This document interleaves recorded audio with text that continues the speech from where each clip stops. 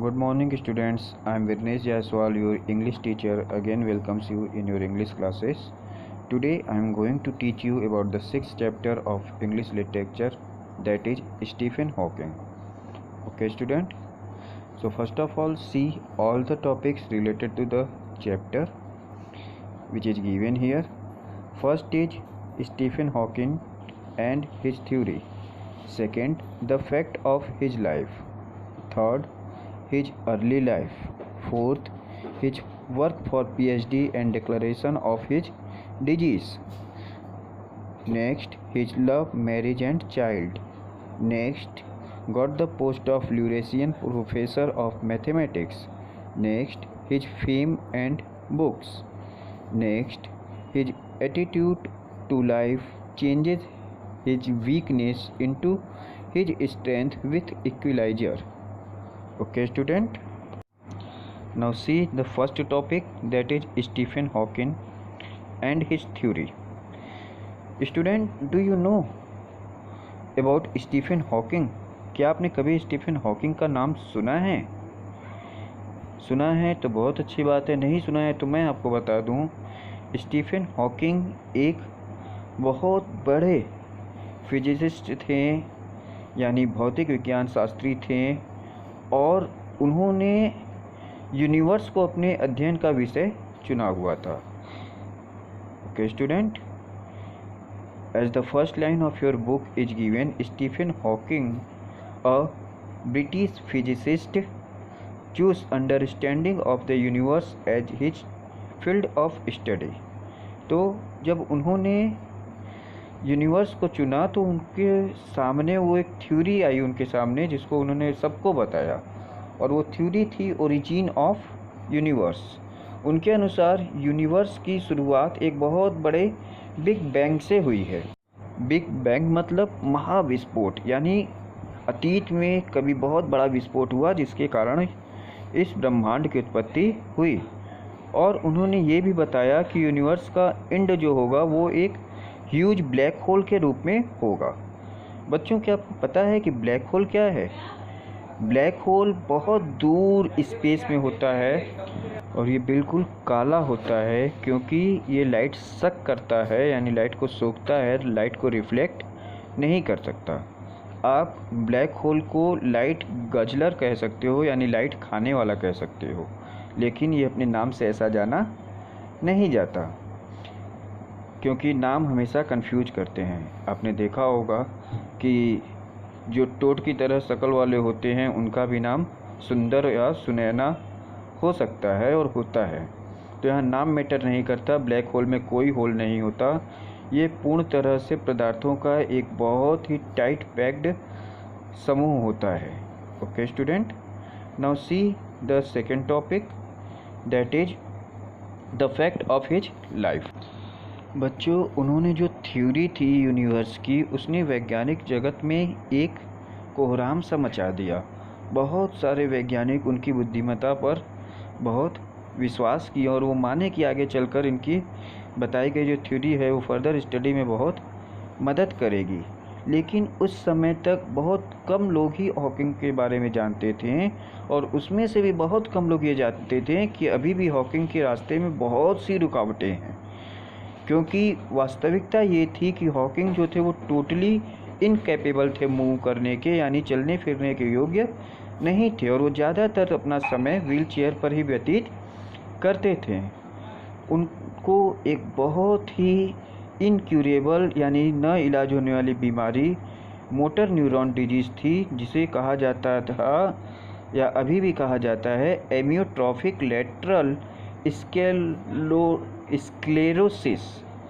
Okay student, amyotrophic lateral sclerosis, और short में इसे ALS कहा जाता है. इस बीमारी में स्पाइनल कॉर्ड जो होता है, जो जहाँ से नर्व्स हमारे पूरे बॉडी में फैलती हैं और हमारे बॉडी से कम्युनिकेट करती हैं, यानी वार्तालाप करती हैं, वो ख़राब हो जाता है, और तब हमारे शरीर के सारे फंक्शन जो होते हैं वो स्थिर से हो जाते हैं. तो ये समस्या स्टीफन हॉकिंग को थी, जो कि बहुत बड़ी समस्या थी और उनके ज़िंदगी की एक बहुत बड़ी सच्चाई थी. Okay student, Now see the next topic, that is his early life. Stephen Hawking का जन्म 8 जनवरी 1942 को ऑक्सफोर्ड में, इंग्लैंड के ऑक्सफोर्ड में हुआ था और वो एक नॉर्मल चाइल्ड थे। लेकिन जैसे जैसे वो बड़े हुए, स्कूल जाना शुरू किए, तो स्कूल में ही उनकी समस्या उनको दिखने लगी। बहुत बार ऐसा होता था कि वो अपने हाथ पैरों का कोऑर्डिनेशन नहीं बना पाते थे, यानी हाथ पैरों को सही से नहीं चला पाते थे। वो कभी किसी सही जगह पर बॉल नहीं फेंक पाते थे, अपने टारगेट को मिस कर देते थे। उनकी राइटिंग भी बहुत अच्छी नहीं थी, लेकिन वो कभी निराश नहीं हुए। वो कभी भी अपने हिम्मत को नहीं छोड़े और कोई भी नहीं जानता था कि उन्हें ALS ये बीमारी होने वाली है या इसका कोई हिंट उनके शरीर में कोई पहचान नहीं पा रहा था। लेकिन स्टीफन हॉकिंग ने ये रियलाइज़ किया कि वो पूर्ण रूप से अच्छे नहीं हैं। जब वो तीसरी वर्ष यानी तीसरा साल उनका था ऑक्सफोर्ड यूनिवर्सिटी में, तभी उनको ये एहसास हो गया कि वो पूर्ण रूप से स्वस्थ नहीं है और कोई न कोई भयंकर समस्या उनके सामने है।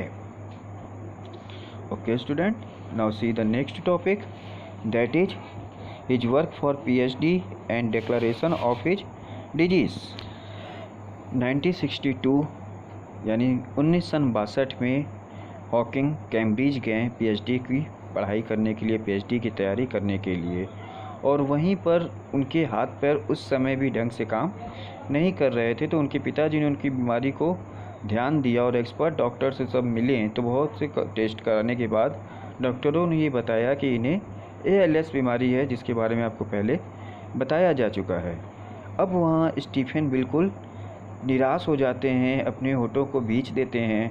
लेकिन उसी हॉस्पिटल में एक ऐसा भी बच्चा था, एक ऐसा लड़का था जो कि ल्यूकेमिया से पीड़ित था, यानी ब्लड कैंसर से पीड़ित था और कुछ समय ही बाद मर गया। जब स्टीफन उसे देखते हैं तो उनके अंदर हौसला आता है कि वो तो मर गया, मैं तो अभी ज़िंदा हूँ, तो मैं अब जीते जी अपनी उम्मीद क्यों छोड़ूँ। और वो फिर से वापस जाते हैं और अपने रिसर्च वर्क पर काम करते हैं और ये फैसला करते हैं कि जब तक उनका जीवन है वो हिम्मत नहीं छोड़ेंगे।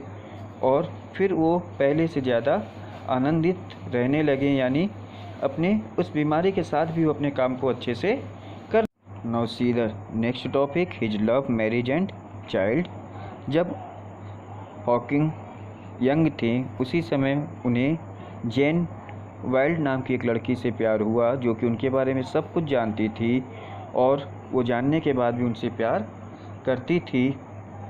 तो इस तरह से वो दोनों लोग इंगेज हुए, उनकी शादी हुई और उनके बच्चे भी हुए। जब उनका पहला बच्चा हुआ तो उनकी खुशी का ठिकाना नहीं रहा। उसके बाद उनके 2 और बच्चे हुए। वो लोग अपने ज़िंदगी में खुशहाली से बिता रहे थे, क्योंकि उनकी पत्नी उनका पूरा सहयोग करती थी और बच्चे भी उनका पूरा सहयोग करते थे। Now next topic, got the post of Lucasian professor of mathematics. कुछ समय बाद उन्हें स्टीफन हॉकिंग को पोस्ट दी गई ल्यूकेशियन प्रोफेसर ऑफ मैथमेटिक्स। ये वो पोस्ट थी जिस पे कभी सर इसॉक न्यूटन ने भी काम किया था। अब हॉकिंग जो है वो एक बहुत बड़े फिजिसिस्ट माने जाने लगे और बहुत ज़्यादा सेमिनार में और दूसरी जगहों पर भाग ले। Now see the next topic, his fame and books. जैसे जैसे हॉकिंग की प्रसिद्धि बढ़ती गई, लोग उन्हें अपने यहाँ सभाओं में, सेमिनार में, मीटिंग में, कॉन्फ्रेंस में, इन सब जगह उनका बुलावा आने लगा और वो जाने लगे और धीरे धीरे इस तरह से सभी लोग उन्हें जानने लगे और उनकी प्रसिद्धि फैलती रही। वो जहाँ जाते अपने लेक्चर डिलीवर करते, लोगों को सिद्धांतों के बारे में समझाते और सभी उनसे संतुष्ट भी होते थे। आगे चलकर उन्होंने कई किताबें लिखी, लेकिन उनमें से 2, a brief history of time and black hole and baby universe, बहुत प्रसिद्ध हुए और प्रसिद्ध ही नहीं हुए बल्कि ये बेस्ट सेलर रहे, यानी सबसे ज़्यादा बिकने वाली किताबें रहीं। Okay student, Now see the last topic. His attitude to life changes his weakness into his strength with equalizer. बच्चों, जैसा कि आपको पहले ही बताया गया, स्टीफन की शारीरिक दशा जो थी वो बहुत अच्छी नहीं थी। वो बीमार थे, लेकिन फिर भी वो 1974 तक अपने आप को खाने पीने के योग्य रखते थे, यानी अपने हाथ से खा लेते थे, बिस्तर के बाहर चले जाते थे। लेकिन धीरे धीरे समय और बिगड़ता गया और उनकी बॉडी जो है पूर्ण रूप से अपंग होती गई।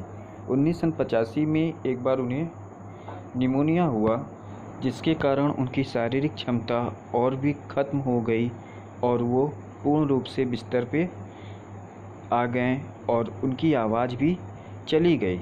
लेकिन वो फिर भी हिम्मत नहीं हारे।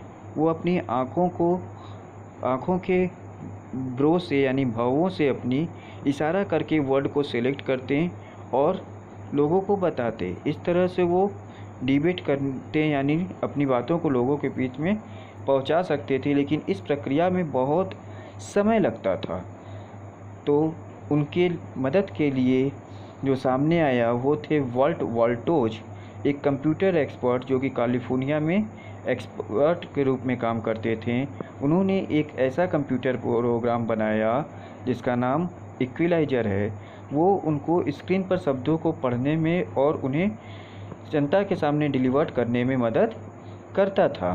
तो इस तरह से उनके सामने फिर एक पोर्टेबल कंप्यूटर और स्पीच सिंथेसाइजर आ गया, जिसकी मदद से वो 1 मिनट में 15 वर्ड डिटेक्ट करते थे, यानी लोगों को बोल देते थे, समझा देते थे।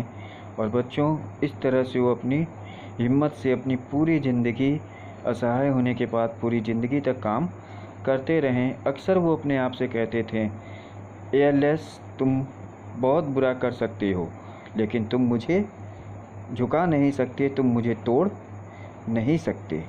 वो अपनी ज़िंदगी के आखिरी समय तक सेमिनार में भाग लेते रहें और अपनी बातों को लोगों तक पहुंचाते रहें और वो रॉयल सोसाइटी के सदस्य भी बने। इस तरह से स्टीफन हॉकिंग का जीवन हमारे लिए एक सीख है कि हमें कभी हिम्मत नहीं छोड़नी चाहिए। So student, read the chapter once again, watch the video carefully, and after that do all the exercises of book in your book by your own self. Okay, that's all. Thank you.